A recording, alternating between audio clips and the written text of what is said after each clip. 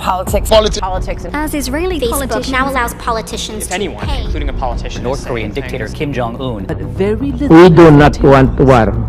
Welcome to the White House, everybody. Barack Obama launched his The thing that political only makes career. Republicans more tribal. Are you running? I am officially running for President of the United States. 15 rules that every politician has to play by. Politics is a vicious game. Some liken it to chess, but a way more brutal version of the game, lacking any rules, boundaries, or morals.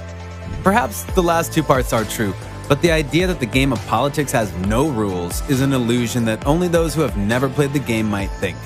The rules of politics go back a long way, to the first man we know of to lay the philosophical layout to political rivalry, Niccolo Machiavelli. In his world-famous book, The Prince, which he published in the first half of the 16th century, Machiavelli gave his advice to any prince who is seeking to dominate on what rules to play by. What Machiavelli wrote almost 500 years ago remains relevant today, and not only politicians but also celebrities and business people are guided by it. In this video, we'll cover the 15 core rules that politicians play by.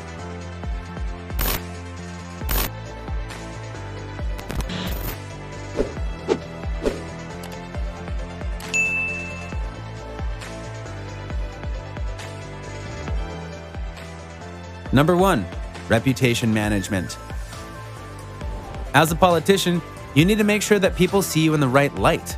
More importantly, you have to be in control of the switches. A good politician has to give out an aura of restricted ruthlessness. That means that they should embody enough powerfulness and perhaps wrath as to guarantee obedience, yet not with the level of viciousness that would eventually bring people to despise or hold grudges against them, which might then bring them together or bring him or her down. Since that equation is not as easy to reach as you might think, we learn from Niccolo Machiavelli that if the ideal balance of love and fear is unachievable, it's better for a ruler to be feared than to be loved. Number 2, mastering the art of ruthlessness. Ruthlessness and intimidation are weapons that very few people know how to deploy without having them backfire or failing altogether.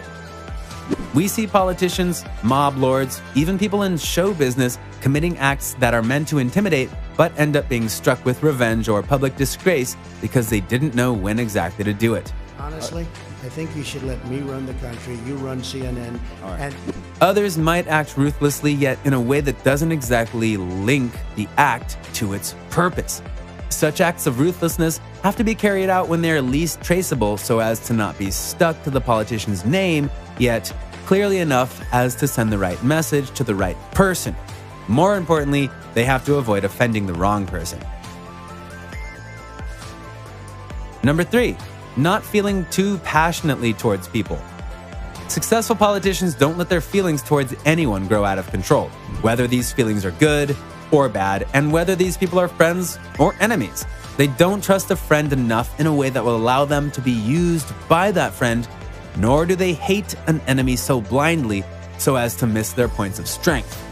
A master of politics would know how much exactly to trust a friend and how to use their opponent's strengths and weaknesses alike to their own benefit. Number 4, not being totally committed to just one side. Political ups and downs are often unpredictable and always rotational. Today's ruling party can be tomorrow's opposition and vice versa. The leader of a nation can be its #1 traitor overnight. To avoid going down when the downturns come, politicians try to attach their strings to multiple players in the game, so if one of them fell, they aren't too attached to the loser so as to take the fall with them. Their positions are ambiguous enough to allow them to stand with the survivor. Number 5, concealing intentions. You can't strike and succeed if your strike was predictable by everyone watching you. Politicians do their best to keep their intentions from everyone around them, including their closest friends to whom they only selectively expose these intentions. Excessive blabbering is not among any powerful politician's traits. If you keep the majority of your ideas to yourself, you not only become unpredictable, but also add a layer of mystery to your character that most people tend to find attractive. They want to be around to know what else you've got, but it's your job to not let them find it. Number 6, luring people to take the first steps. Politicians take the initiative without making the first move. How does that work? Well, basically by throwing baits. You don't go to people, but you make them come to you. And in the meantime, you have everything planned, and them coming to you puts you in full control over the situation. Like a fisherman. By stirring up the water, you attract the fish, and only then do you strike. Number 7, making others dependent on you. A perfect example of a politician whose every move is an exemplification of this rule is Russia's strongman, Vladimir Putin. Now, if you look at how Putin has run things in Russia since he came to power 18 years ago, it's by selling his name as the bedrock that everything on the country stands on. He has the businessmen, the provincial governors, security officials, and leaders of the Federation's republics all depending on his person, knowing that without him leading the country, all of their interests will be in jeopardy. That way, he can rely on each of these interest groups to try and preserve his reign over Russia, which brings us to the next point. Number 8, make others do the work for you.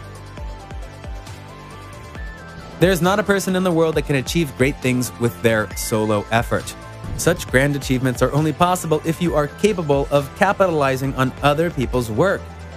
That's what Thomas Edison, the cunning businessman, did with Nikola Tesla, the hardworking innovator.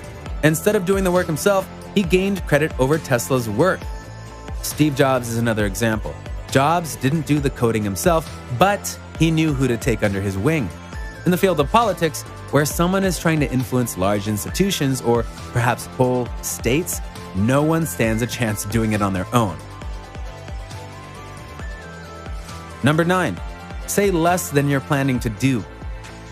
We all see these things in the world that we want to change, but while most of us waste our time and energy arguing about what should be and getting into heated discussions with our opponents, politicians know that this isn't the right route.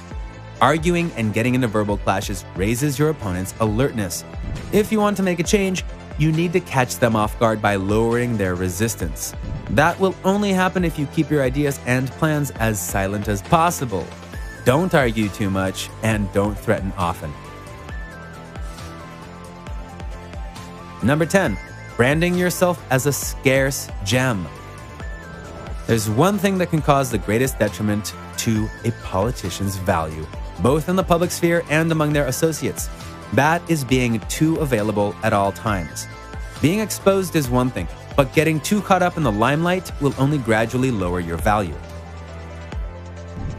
A politician wants to remain familiar to the public, but by adding a layer of mystery to their character and by offering their words and actions in small trickles, they can ensure that whatever actions that come out of them are always well calculated, eventually getting people to ask for it rather than pushing it on them. Number 11, creating an aura of unpredictability. Being unpredictable to both your allies and your opponents can always win you an edge over those around you. If everyone can expect your next move, you'll have people riding on top of it and others trying to hinder it. Denying them that ability will empty the road in front of you, allowing you to run freely while only allowing the other people to react to your moves, keeping them at all times at least one step behind you. Number 12, knowing when to declare your defeat. Most of us are quick to boast about our victories and insist on denying our defeat. And the moment we win a battle, we go through the rest of the war with a smugness that can bring us down. A crafty politician realizes that downplaying their victories can work to their own benefit, and more importantly, they know when exactly to admit that they have lost. They might even do so deliberately without really having lost, because they know that it can buy them some time to gear up when they're not sure of an immediate victory, and when victory comes, they know exactly when to withdraw with all of their gains before their arrogance gets the best of them. Number 13, knowing weaknesses, embracing strengths. If you want to lead people or influence them, you need to study their characters. Know what makes them strong and embrace it, but also know their weak points and let them know that you do. This way, you can make the bargain. If they remain with you, you'll nurture and respect the best in them, but that if they drift away, you'll know exactly where to hit them. Number 14, being your primary source of information. The downfall of many politicians came when they began relying on their narrow circle of cronies to know what's happening on the ground. The people around you might have countless reasons to misinform you.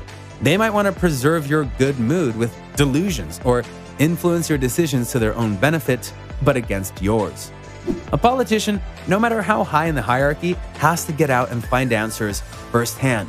They have to hear all voices and read from all the sources, those in support and those in opposition, those who are prospering and those who are suffering. Number 15, ethics will only hold you back. The last point can answer the voice in your head that might be telling you that only the lowest breed of human scum would abide by the rules we just mentioned. While most non-political people look at politicians as liars, deceivers, and downright despicable human beings, Machiavelli taught us that ethics had no place in the conduct of a prince who wants to be effective. The ends justify the means. What matters most is what you're working to achieve, because if you concern yourself more with how you do so, you will allow the people with worse ends in mind to get ahead of you. Machiavelli thought Christian values and political values cannot intersect. This idea might help you understand why politicians, even the good ones, might act in ways that we might find immoral or even disgusting. We're done here, guys. If this video helped you see politics through a different lens, share your thoughts with us in the comment section below. Knowing how to win and work things to your own advantage in such an adverse arena like that of politics is, without a doubt, necessary for you to rise and shine in any field. If our video helped you learn how to do so, subscribe to our channel and hit the notification button to know whenever we post any new videos. See you in our next video. Until then, here are some other videos that we recommend you watch next.